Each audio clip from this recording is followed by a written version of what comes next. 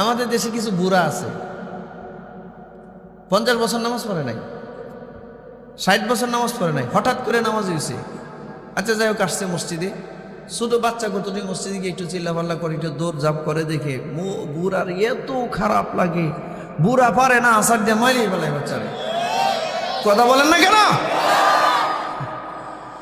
বুড়ারে শয়তানে ধরছে। কিছু ধরছে?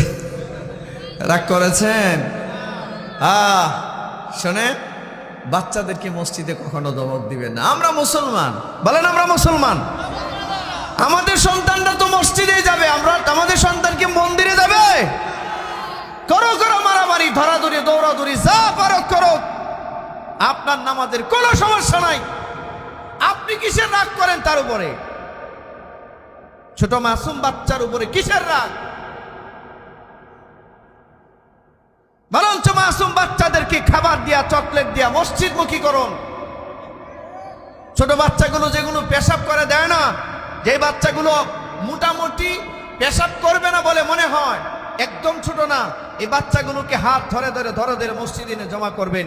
চলক আপনার সামনে, দৌড়ক, কাতারের এই মাথার থেকে ওই মাথার পর্যন্ত হাজারো দৌড় দিল, আপনার নামাজের কোনো সমস্যা নেই, কোনো সমস্যা নেই। বাচ্চাদের উপরে কখনো রাগ করবেন না মসজিদে। আমরা মুসলমান, আমাদের সন্তানগুলো আমাদের কলিজার টুকরা, ঠিক না? আমরা আমাদের সন্তানরা, আমরা যা করি আমাদেরকে দেখে দেখে দেখে দেখে আমল শিখবে, এটাই তো বাস্তবতা। তুরস্কে যান, তুরস্কের মসজিদগুলোতে ছোট ছোট বাচ্চাদেরকে নিয়ে যাওয়ার জন্য তারা চকলেট দেয়, তারা বল কিনে দেয়, যে যাও মসজিদের ভিতরে বল খেলো। বাচ্চাদেরকে বলে মসজিদে বল খেলো, উদ্দেশ্য কি?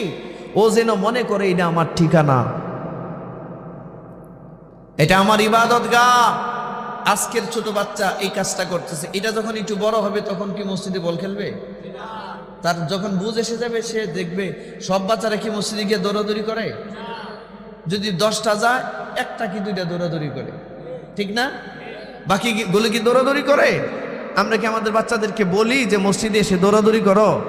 ছোট মানুষ, বাচ্চা মানুষ, বুঝেন না, দৌড় মারছে সামনে দিয়া, তো কি হয়েছে? দৌড় মারছে সামনে দিয়া, কি সমস্যা আপনার? আপনার নামাজ ভেঙে গেছে? বাচ্চারা ধমক দিচ্ছেন কেন? এই কাজটা কখনো করবেন না। রাগ করেছেন মুরব্বীরা?